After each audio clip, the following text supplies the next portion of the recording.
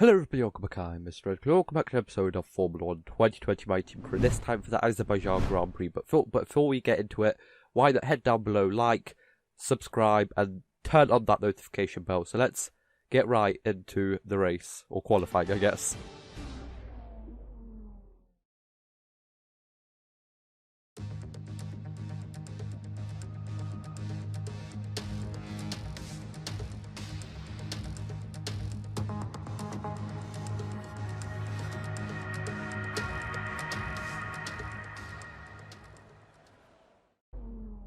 So here I am, out for my flying lap around the Baku City Street circuit.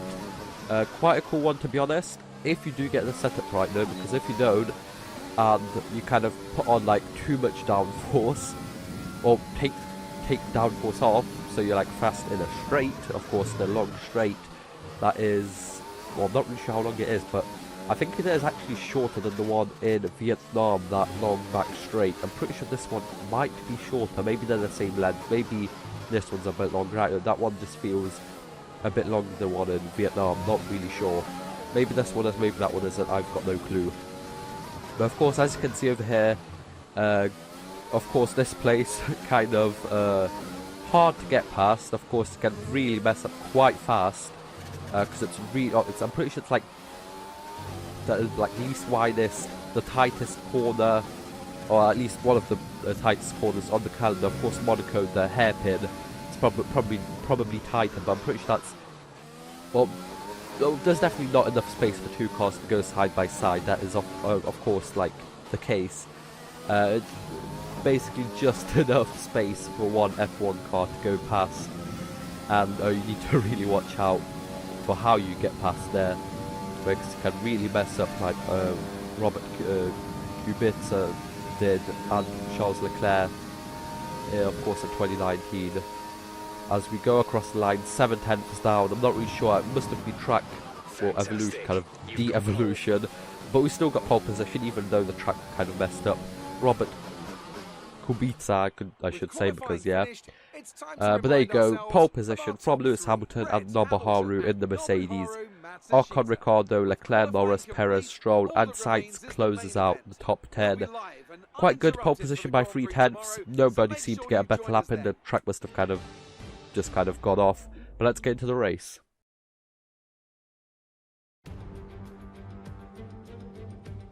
Good afternoon and welcome to Baku. This was the arena, if you think back to 2017, of one of the most eventful races of modern history, with controversy behind the safety car, last-second overtakes, and a historic podium for Williams and for Lance Stroll.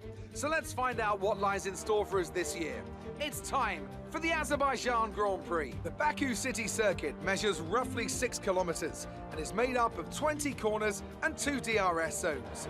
The circuit winds around the narrow city, through the old town, and even brushes against the city's medieval walls. However, as beautiful as the setting is, this track is also a ferocious technical challenge, where the smallest of mistakes could lead to catastrophic consequences for all of our drivers. And as always, a man with plenty of racing experience joins me in the commentary box. Today it's Anthony Davidson. Tell me, Anthony, you're no stranger to surviving the melee of turn 1. So how do you keep out of trouble when there's so much going on around you? Well, the throttle goes both ways, Crofty. You've got to have the discipline not to try and win the race on the first lap. So always be prepared to lift early and give those around you more space. Trying to be the last of the late breakers with half a dozen cars around you may pay off from time to time, but it's also a great way to lose your front wing.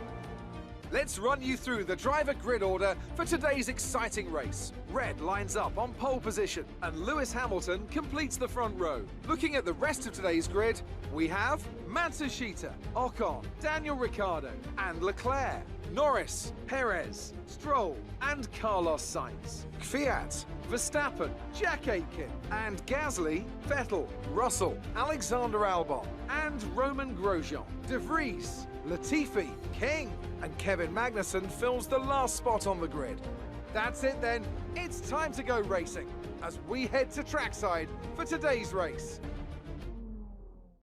So here we are lined up in P1, of course, alongside our teammate and rival Lewis Hamilton. Of course, I'm pretty sure we're 1 point ahead of him at this point, maybe a bit more.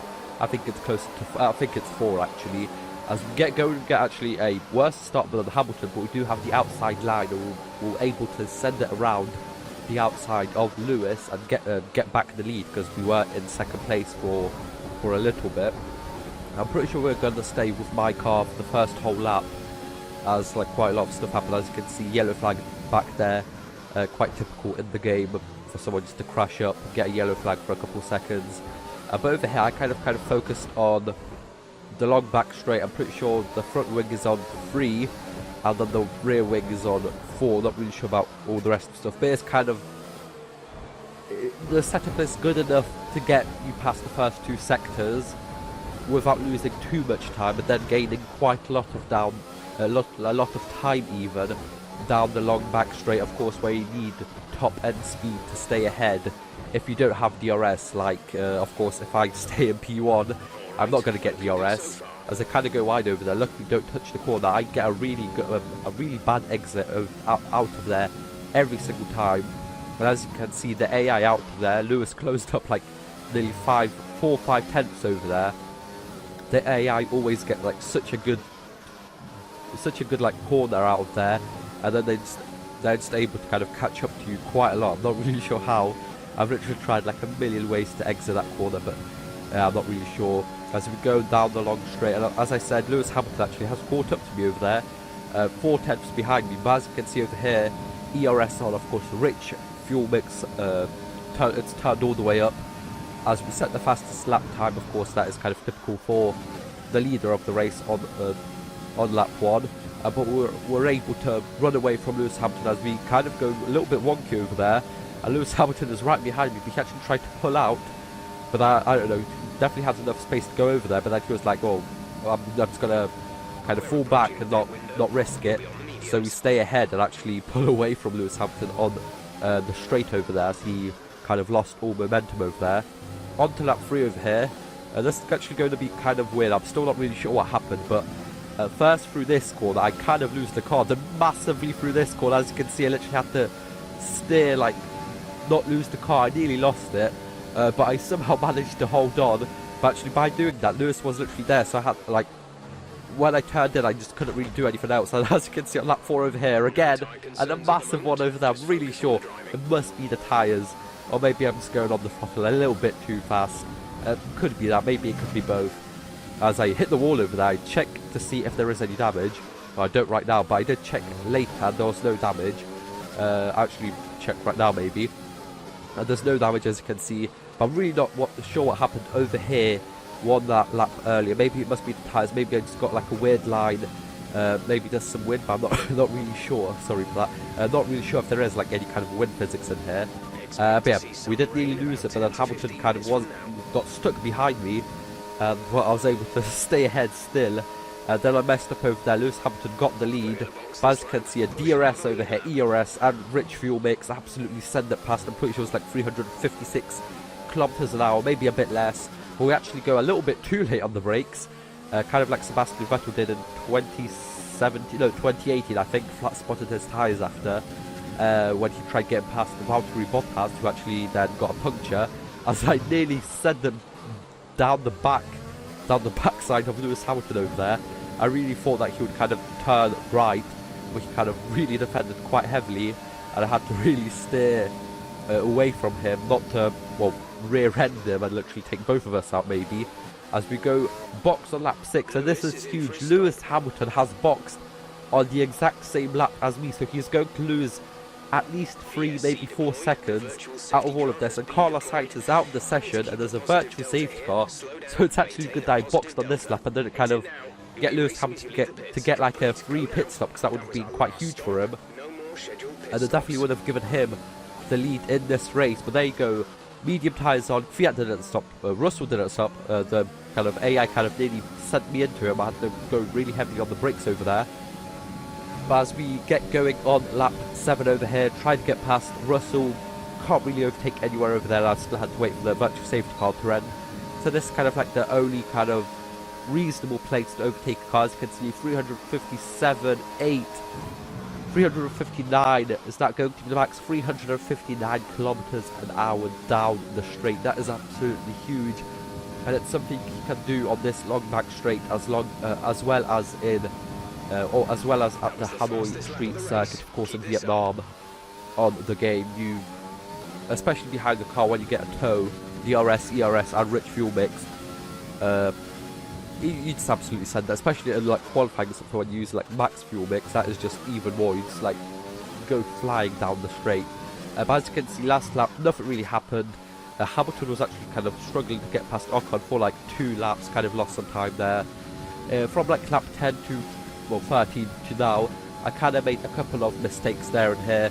Lost about 2, maybe 3 seconds to Lewis Hamilton, but as you can see, comfortable 4-second lead, a 4.5-second lead to Lewis Hamilton. An easy win for us, and that means we can extend our points advantage at the top of the standings.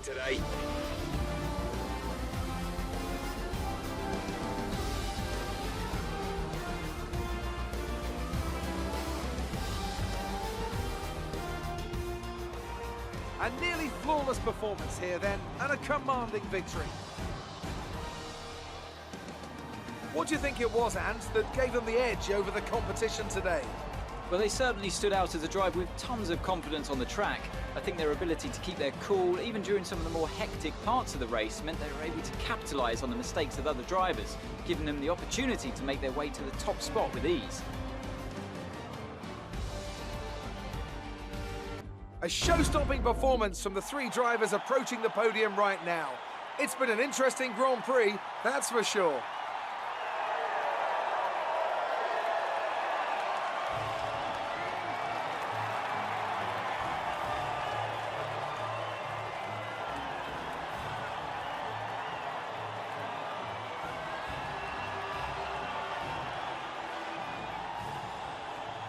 So from pole position up to the top step of the podium, 25 points, because Lewis Hamilton actually snatched the fastest point on the last lap. So that means we're now 10 points ahead of him in the driver standings, 109 versus 99, with still 6 races to go, no 5. Something like that. We're about halfway through the season. I think it's 5 or something like that. Next onto the Red Bull ring, I'm pretty sure. Constructor standings, we've basically won that already. Kind of easy when you have the best car by quite a mile. But for now, hope you guys enjoyed. Like, share, subscribe. Let's see you guys next time. Bye bye.